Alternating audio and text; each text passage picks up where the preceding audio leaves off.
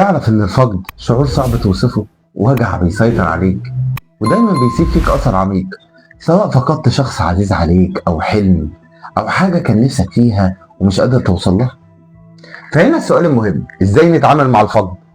اعترف بمشاعرك، مفيش حاجة اسمها عيب تحس كده.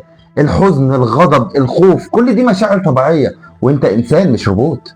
خد وقتك، ما تسمعش اللي بيقولك كفاية كده وخلاص، الموضوع ما يستاهلش أكتر من كده. كل واحد فينا ليه طريقته في التعامل مع الحاجة اللي هو حاسس بيها، لأن محدش بيحس أنت حاسس بإيه غيرك. وافتكر إن زي ما قلنا لك، الكلام علاج.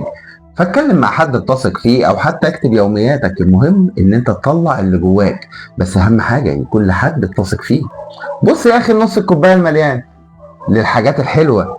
اصله مش معنى ان انت فقدت حاجة ان الحلو بتاعها اختفى، ما تبقاش سلبي. اعرف ان طبيعي ان انت هتخسر حاجات طول ما انت مشوارك طويل، طول ما انت هتضطر اكتر تستغنى عن حاجات اكتر.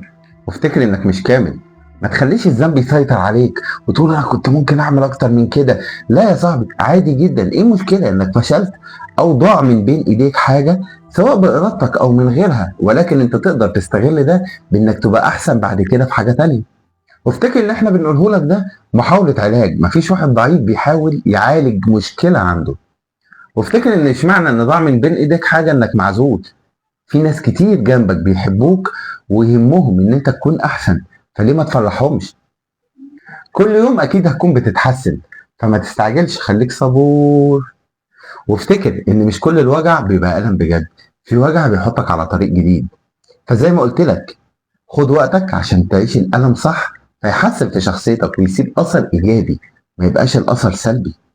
إبراهيم أبو بكر لعبها كده، وأنت بصيلة عايزنا نتكلم عن إيه في الجاي.